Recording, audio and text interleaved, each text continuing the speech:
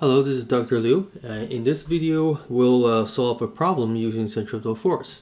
So just like we described before, there's this roller coaster track, which includes a vertical loop, and the radius is 15 meters. A 75 kilogram rider requires how much centripetal force if the roller coaster travels at a constant speed of 12 meters per second? And then how much normal force does the seat provide while the rider is at the bottom of the track, the circular part of the track, of course. And how much normal force does the seat or safety bar provide while the rider is at the top of the track, upward or downward? So first let's draw a track. So here's a track with a circular portion. So here let's just draw one car. So that's a roller coaster. That would be the bottom, and then goes to the top, right? So goes this way. Okay, so regardless where the rider is, here is the center of the circle, so the centripetal force will be pointing towards this center.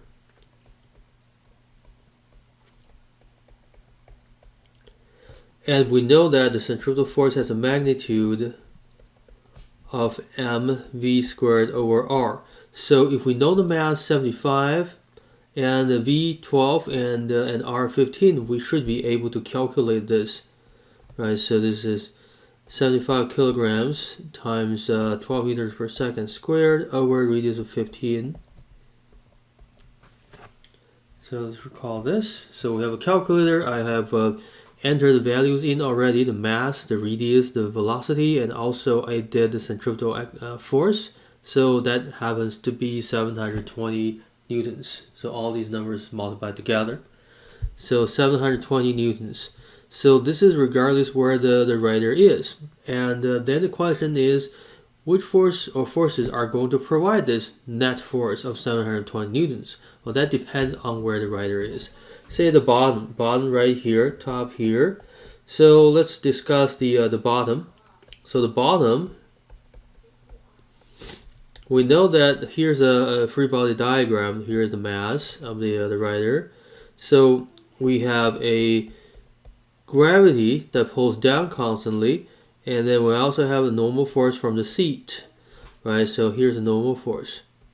And we know the centripetal force has to point upward, so that means normal force minus gravity is the centripetal force magnitude. So we have normal force minus mg equals this centripetal force of 720 we calculated.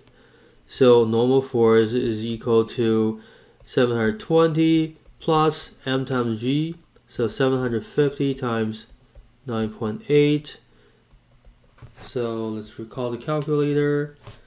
So 720 plus 75 times 9.8. So we have a total of 1455 newtons.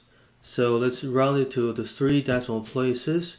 Actually, yeah, probably should have done 15.0 meters. So let's just round to 3 decimal places here. So 146. So 1455, which is 1.46 times 10 to the third power.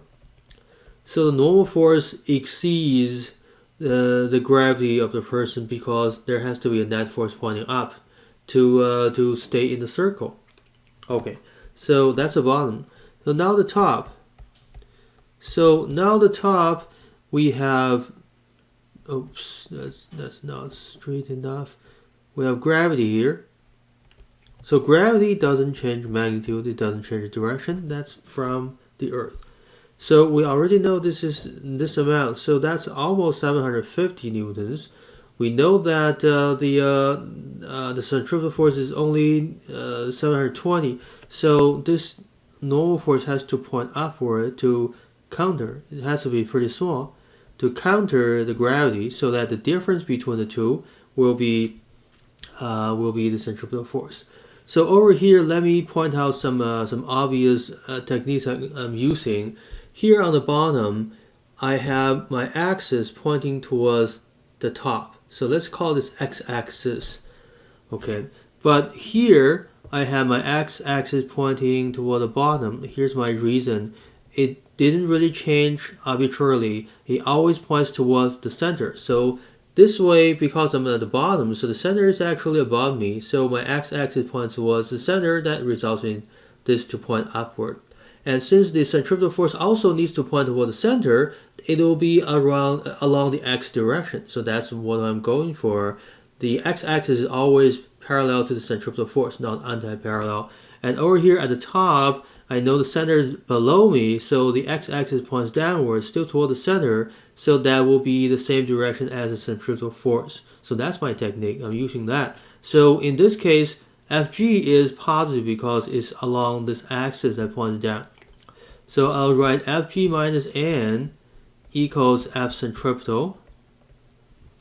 And I know this is 75 times 9.8 minus the normal force equal to 720. That's regardless which direction, because we have this fixed speed, fixed radius, and fixed mass. So now normal force is equal to 75 times 9.8 minus 720. So I suppose this is a pretty small amount. Oops, 75 times 9.8 minus 720. So I still have a positive quantity, which is 15 newtons. So this is 15 newtons. Okay, so let's summarize our trick. Oops, too high. So the x-axis points at the center. This way, the x-axis and the centripetal force will be in the same direction, so the centripetal force is a positive quantity. And whatever force is along this this x-axis will be a positive force. So you'll write in this way. So you're at the bottom, the x-axis points up toward the center, and the upward force is positive. And when you're at the top, and the center is below you, so the x-axis points downward, so any downward force is counted as positive. Okay, so now we just saw that there needs to be an upward normal force. So what would provide that normal force? Definitely not the seat, right? So it has to be the safety bars, right? So what if we're going at a slower speed? Well, if we're going at a slower speed, and then so the required centripetal force will be smaller, right? So this will be smaller, and this quantity is smaller, this quantity is smaller, and this quantity will be a slightly bigger force. So what if we went with a higher speed? Well, if this speed is higher, then this quantity is bigger, so that's bigger, and the difference will be much smaller or even be negative. So this will be bigger than that, and that would require normal force to actually point downward. So that means you're going really fast. You're stuck to your seat even if you're upside down. So let's do that since we still have a little bit of time. So let's assume the speed is no longer 12, it's actually 15 meters per second instead. So the centripetal force requirement is 75 times 15 meters per second squared over 15 radius. So 75 times 15. Let's pop up our calculator. 75 times 15. Oops. Okay.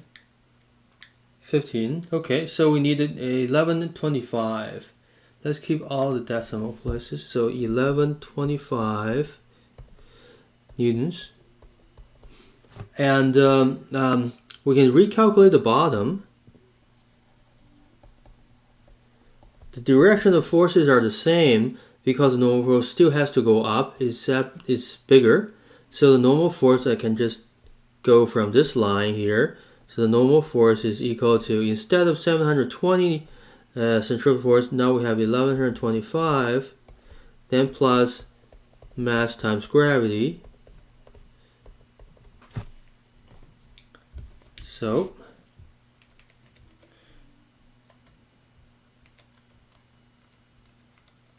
we have 1860. So 1860. So if we need to keep 3 decimal places, this is 1.86 times 10 to the third power newtons. Okay, so not much except for the magnitude changed. And what about at the top? Okay, at the top, because the speed is high and the centripetal force is larger than what gravity alone can provide, so normal force has to point down in order to add to the total of centripetal force. So now, top,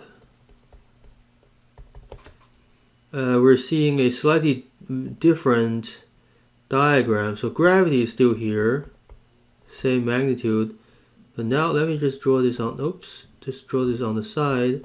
Here's normal force also pointing down. So the net force, the sum of the two, will be large enough to hold this mass in its hold this this rider in the seat. So now we have x-axis pointing downward because that's which way the center is, below us.